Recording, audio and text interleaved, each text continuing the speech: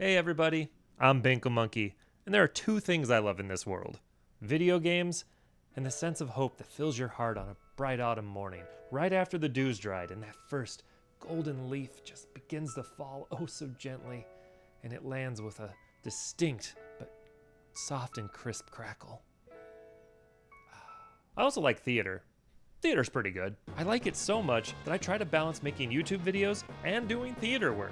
Not well, but I try. And I just finished video designing a play. But every once in a great while, these two interests of mine combine their powers to create some seriously iconic gaming moments. Just like a professional plumber looking at the pipe systems of a Mario game. This old stagehand can't help but find himself looking at some of these theater sequences and thinking, that's not how it works. That's not how any of this works. So today, I'm counting down my top 10 theatrical video game moments. And while we're at it, I'm going to point out what these games get right about theater and what they get completely wrong. Now, I haven't played every single video game with a theater performance in it, so this is just a list of my opinions, which might be a tad skewed towards two companies. You'll see. But if I missed your favorite stage on a stage, let me know in the comments. That way I can go check it out and see how horribly wrong my list was. Let's get into it. Number 10. Square Enix loves using theater in its games, but you know what they love even more? A victory lap. The Final Fantasy Theater Rhythm series is a celebration of this long-lasting franchise and all the fantastic music written for it. Final Fantasy is truly the house that Nobuo Uematsu built. That man can do no wrong. None. But what better way to celebrate 35 years of a role-playing game series than a rhythm game? You take these flat Stanley versions of your favorite Final Fantasy characters and Guitar Hero your way through the most famous scenes in the franchise. The most recent version, Final Bar Line, boasts nearly 400 songs, 104 different characters, new game modes. in full disclosure, I've never played this game. I wanted to. I really did. But if you want to play all the songs in this game, you have to snag the Digital Deluxe Edition. And that's gonna run you $100. And that's not to unlock some major fanboy deep cuts or anything. This is the only way to play 2 Xanarkand, like the main friggin' theme from Final Fantasy X. That's insane. This exorbitant price tag might actually be its most theatrical trait, because aesthetically this thing doesn't look very theater themed at all, but being stupid expensive really gives it that Broadway feel. We've all heard of Hamilton the musical, right? Well, let's just see how much those tickets are going for. They go for anywhere between $160 and $400. Good God. High ticket prices and DLC both gatekeep people from experiences, and it's a big pet peeve of mine. I guess we're starting this list off with the sad theater mask on. Number 9. Even after a global apocalypse, theater perseveres. Sorta. In Nier Automata, machines have taken over the planet, and the humans, while hiding out on a space station, send androids to come down to Earth to take it back from mankind. While on a mission, 2B and 9S find themselves in this still functional amusement park, complete with the happiest, creepy-ass robots ever conceived. Eventually, they come across an opera house, where they find the mother of all Chuck E. Cheese and Five Nights at Freddy's animatronics. This fat lady sings all over the theater, shooting off attacks in every direction, and she even provides herself with a standing ovation in the form of these dead androids. I'm not dead. Okay, mostly dead androids. This whole sequence is very theatrical. We've got a curtain, we've got a stage, the seats are all gone, but that's also not that unusual. When a theater goes under, every other nearby theater swoops in to see if there's anything useful they can take. It's really like the circle of life of theater companies. This scene is pretty spot on, except for one thing. When the boss is defeated and you're let out into the lobby/gift shop, there's only one exit door? That's a fire code violation right there. Tisk tisk. Number 8. If you go on Steam and search for games with theater in the title, you get absolutely swarmed by indie titles and games I've never heard of. And as I'm not made of money, please like and subscribe. I just went with the highest rated one, and what I ended up with is Battle Block Theater. Developed by the Behemoth, the people behind Alien Hominid and Castle Crashers, their lol random sense of humor is all over this one. Your boat crashes on an island, which is inhabited by evil cats, who force you to perform in their obstacle course theater. This theater of cruelty has you running, jumping, collecting gems, and generally trying not to die. This one really leans into that theater theming though. The time trial challenges have you enter from off stage, giving you a glimpse into that backstage life. There's lighting fixtures, trussing, even confidence monitors, reminding you to just act natural. And you should keep that in mind while you're being ridiculed by the harshest critics I've ever seen, these audience cats. Just look at their expressions. Nothing is good enough for them. They clearly hate me, but they refuse to even verbalize it. My God, I'm not worthy of their booze. I'm not worth the effort to them. I'm nothing to them. Absolutely nothing. Despite destroying my ego, this game is really fun, even if it's a little repetitive. But that truly is what theater is about, performing the same actions every night and finding a way to keep it fresh for yourself. You gotta hit your mark every time because everyone else in this production, the stage manager, the lighting designer, your fellow cast members, they're all counting on your repetition and precision to put on the best show they can. And then you get eaten by a scary raccoon monster. It's definitely worth it though, because look, you're famous. Number 7, Square is back. This time with that game that will never die, Final Fantasy VII. Most people know this game by now. You got Cloud, and he's all edgy, and then there's Sephiroth, and he's even edgier, and then they just keep edging, and... But in one of the lighter moments of the game, Cloud gets to go on a date with a party member. Depending on choices you made earlier in the game, you'll be spending your evening with either Aerith, Tifa, Yuffie, or Barrett.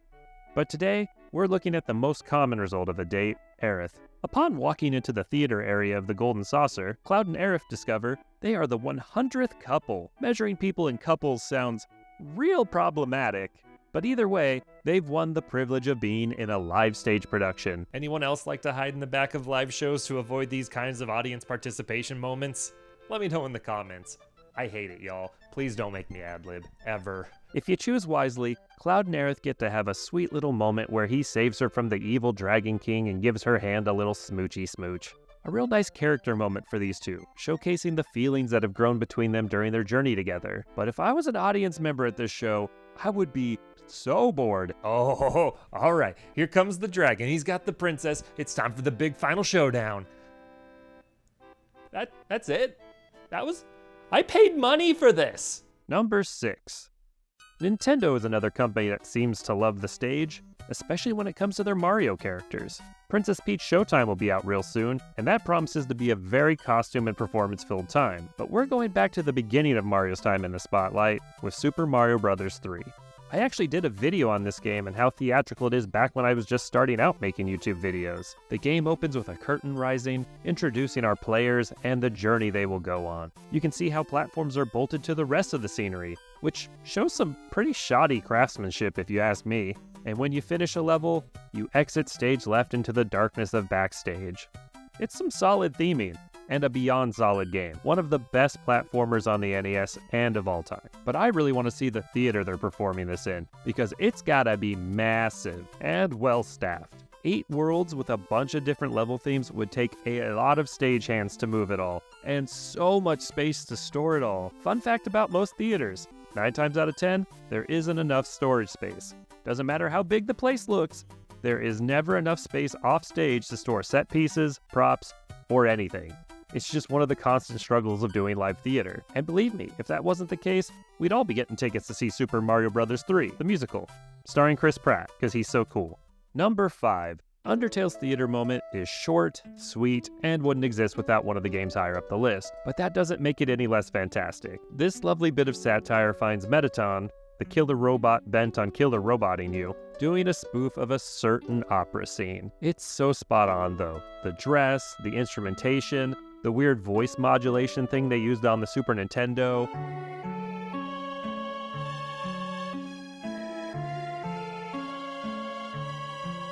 The melody is so similar to what it's spoofing, but with that little Undertale goofiness thrown on top of it.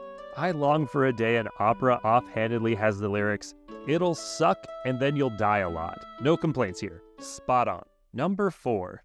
Y'all, Final Fantasy IX is so good. From beginning to end, this game is charming, heartfelt, and full of theater tropes. Our hero Zidane is a member of the theater troupe Tantalus, which happens to double as a group of thieves, and the entire opening set piece revolves around their theater ship coming to Alexandria to put on a performance to celebrate the princess's 16th birthday. But really, they're there to kidnap the princess. But really, the princess wants to be kidnapped. And then you got Vivi, who's only in town to see the show, but his ticket was actually a fake.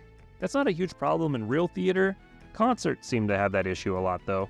Looking at you, Ticketmaster. So Vivi and this rat kid named Puck, which is a nod to Shakespeare's character Puck in Midsummer Night's Dream, probably, decide to sneak into the show. You get to have battles on the stage as performers in the show, and you get to use special effects in battle to wow the audience. You do a sword fight minigame that's infamous to anyone who's played this game, and then you come back to the stage later while being chased by the Queen's Guard, and everyone's trying to pretend it's part of the show, but then the Queen figures it all out and she shoots a bomb monster at you, and it explodes, and I think that's gotta be a second fire code violation, and it's just so good. There's even more theater moments deeper into the game, but I don't want to spoil it for anyone who hasn't played it. Final Fantasy IX's theater moments aren't as iconic as the rest of the moments on this list, but this game deserves all the love it can get. Number 3. Hey look! A non-Final Fantasy Square title. Parasite Eve is actually a game sequel to a novel by the same title by Hideaki Sina, which is a super theater-y thing to do. Almost every book you were forced to read in middle school has an adaptation for the stage. From Tom Sawyer to The Scarlet Letter, they're out there. Anyway, you play as Aya. She's a cop in New York City, and she's off to Carnegie Hall to see this very exciting show. Is the prince drunk? He just keeps wobbling his way in front of everyone. The other actors are just trying to be seen when they say their lines. That might add some context to why the dialogue is so bad too. But then, the female love interest, Melissa, finally has her big moment, and she just lights up the stage. Literally. Chaos breaks out. People are combusting around Aya as Carnegie Hall starts to burn. People are falling out of balconies, and Melissa just keeps singing. It's an absolutely haunting image. That's only broken by Aya body-checking her date. But if this were to happen in an actual theater, a device known as a fire curtain would be triggered. It's a giant fire-resistant curtain that comes down when a fire starts on stage to keep it from spreading into the audience. That's right, that's another fire code violation. But you know, I'll let this one slide, because that moment right there, damn, that's good. Number 2. Ah yeah, Mario's back, and this time he's brought an audience. Mario's RPG games have always tried to stand out from the pack with some fun battle gimmicks, but none are more theatrical than the ones in A Thousand Year Door. All battles take place on a stage, and depending on how well you're doing with the game's rhythm-based attacking and blocking mechanics, you draw in more of an audience. And the audience's energy can pump Mario up and refill his star points meter to use special abilities. It's just like when an audience is really receptive to a performance on stage, and it feeds the actors with more energy, which pumps the audience up more, which pumps the actors up more, and it's this beautiful cycle of positivity. I just hope all those latecomers to the show actually paid to get in, though. Theater is not cheap to make, and every dollar counts. Just like making YouTube videos. Number 1.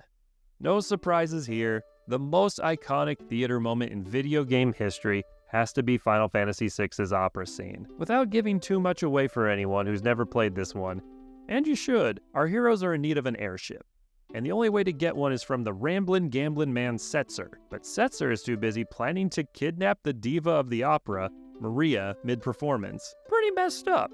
But since Celeste looks very similar to Maria, it's decided that she will take Maria's place in the performance, and when Setzer swoops in to kidnap her, they'll be able to get into his airship.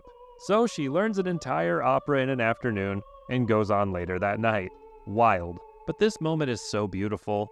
It's beautiful on the Super Nintendo, and it's beautiful in the Pixel Remaster, where they've added 2.5D effects and actual lyrics to the singing. But trouble rears its ugly head when Ultros, their Octopussian nemesis, also rears his ugly head. Ultros plans to ruin the show by dropping a 4-ton weight from the catwalks above the stage. And that's where I draw the line. Those catwalks are the rickety, nastiest, rat-infested catwalks in the entire world and can absolutely not hold a 4-ton weight. That's just physics. Also, where are the lights that hang off of the catwalks? And why isn't it a symmetrical catwalk so you can hang lights in a way that makes sense for an even blend? It's a total unrealistic mess. But so is a show going on when there's a literal stalker on the loose planning to kidnap your lead performer. Yeah, it's an awesome set piece and one of the most iconic moments in all of Final Fantasy, but definitely not a thing that happens in real theater. Also, all those torches on the set, that's a fire code violation. Just so you know. So that's my top 10. What's your favorite theater moment in video game history?